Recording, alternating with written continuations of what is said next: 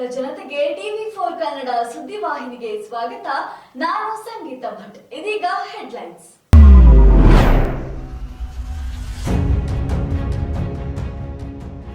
ಅಮೆರಿಕದಲ್ಲಿ 4 ಭಾರತೀಯರ ದುರಂತ ಸಾವು, ವಿಡಿಯೋ ವೈರಲ್.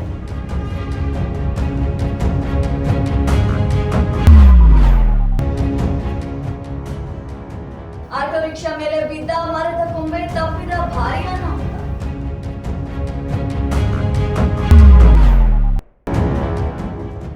ಎಲ್ಲಾ ವಲಯಗಳಲ್ಲೂ ಗುಂಡಿ ಮುಚ್ಚುವ ಕೆಲಸ ನಡೆಯುತ್ತಿದೆ, ತುಷಾರ್ ಗಿರಿನಾಥ್ ಹೇಳಿಕೆ.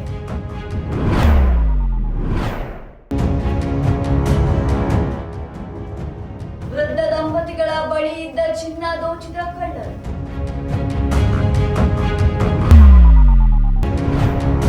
ದರ್ಶನ್ ಮತ್ತು ಗ್ಯಾಂಗ್ ವಿರುದ್ಧ 4,500 ಪುಟಗಳ ಚಾರ್ಜ್ ಶೀಟ್ ಸಲ್ಲಿಕೆ.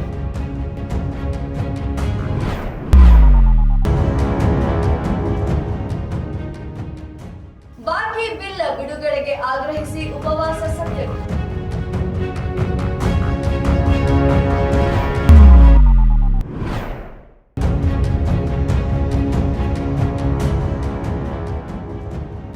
ಸರ್ಕಾರದ ವಿರುದ್ಧ ಅಂಗನವಾಡಿ ನೌಕರರ ಪ್ರೊಟೆಸ್ಟ್.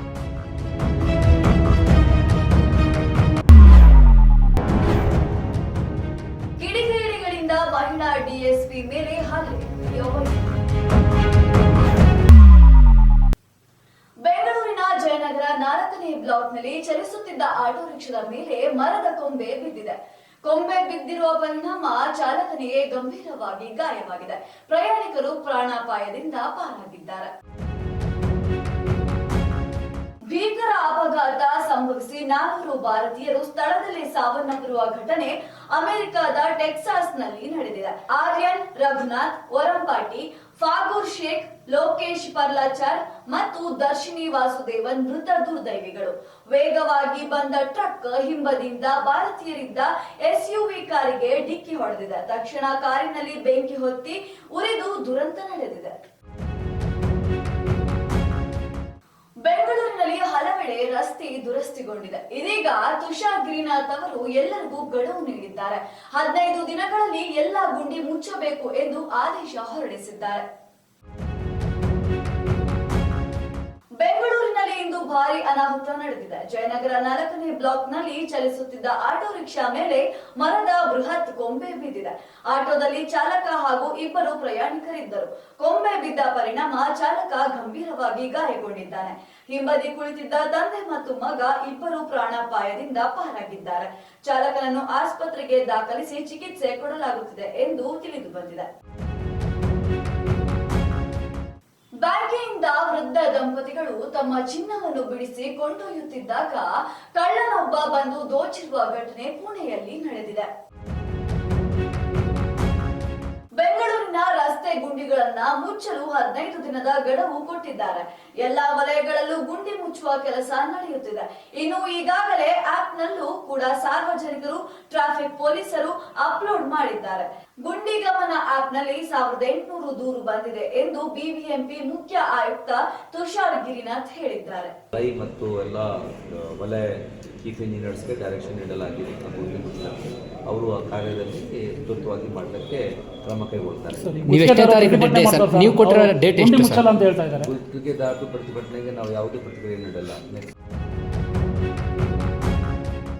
ಚಿತ್ರದುರ್ಗದ ರೇಣುಕಾಸ್ವಾಮಿ ಕೊಲೆ ಪ್ರಕರಣಕ್ಕೆ ಸಂಬಂಧಿಸಿದಂತೆ ನಟ ದರ್ಶನ್ ಮತ್ತು ಗ್ಯಾಂಗ್ಗೆ 4,500 ಪುಟಗಳ ಚಾರ್ಜ್ ಶೀಟ್ ಅನ್ನು ಸಲ್ಲಿಕೆ ಮಾಡಲಾಗಿದೆ.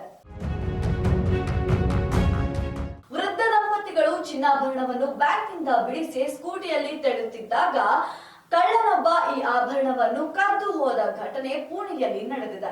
ಬ್ಯಾಂಕ್ನಿಂದ ಬರೋಬ್ಬರಿ 5 ಲಕ್ಷ ರೂಪಾಯಿಗಳ ಚಿನ್ನವನ್ನು ಬ್ಯಾಂಕ್ನಿಂದ ಬಿಡಿಸಿ ತಂದಿದ್ದು ಆ ದಿನವೇ ಕಳ್ಳತನವಾಗಿದೆ. ಚಿನ್ನ ತೆಗೆದುಕೊಂಡು ಹೋಗುವ ಮಾರ್ಗ ಮಧ್ಯದಲ್ಲಿ ಅಂಗಡಿಯೊಂದರ ಬಳಿ ಪತಿ ವಡಾಪಾವ್ ಖರೀದಿಸಲು ಹೋಗಿದ್ದಾರೆ. ಆದರೆ ಪತ್ನಿ ಸ್ಕೂಟಿ ಬಳಿ ನಿಂತಿದ್ದರು. ಈ ವೇಳೆ ಕಳ್ಳತನ ಕೈಚಳಕ ತೋರಿದ್ದಾರೆ.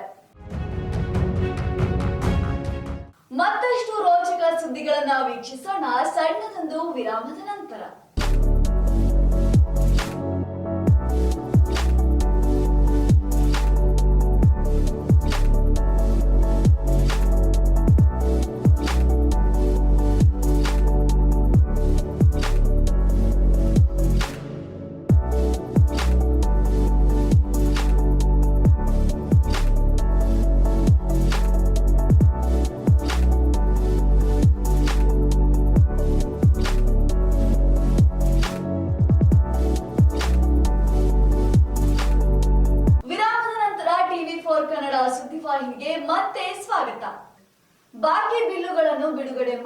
ಮಾಡಬೇಕು ಎಂದು ಬಿಬಿಎಂಪಿಯ ಗುತ್ತಿಗೆದಾರರು ಉಪವಾಸ ಸತ್ಯಾಗ್ರಹ ನಡೆಸುತ್ತಿದ್ದಾರೆ.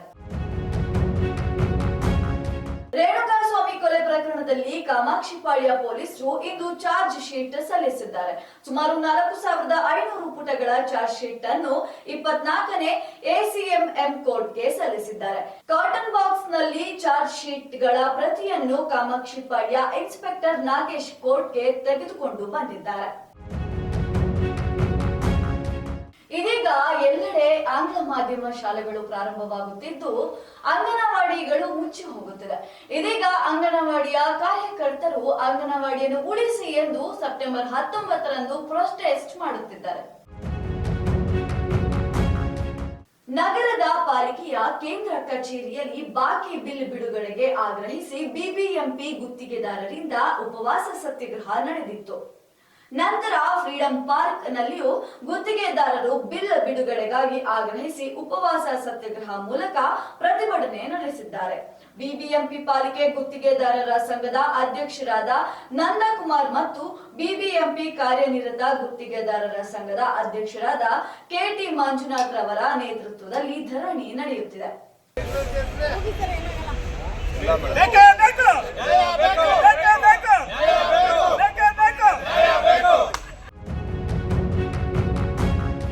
ತಮಿಳುನಾಡಿನಲ್ಲಿ ಮಹಿಳಾ ಡಿಎಸ್ಪಿ ಮೇಲೆ ಹಲ್ಲೆ ಮಾಡಿರುವಂತಹ ಕಿಡಿಗೇಡಿಗಳ ವಿಡಿಯೋ ಇದೀಗ ಸಾಮಾಜಿಕ ಜಾಲತಾಣದಲ್ಲಿ ವೈರಲ್ ಆಗ್ತಾ ಇದೆ.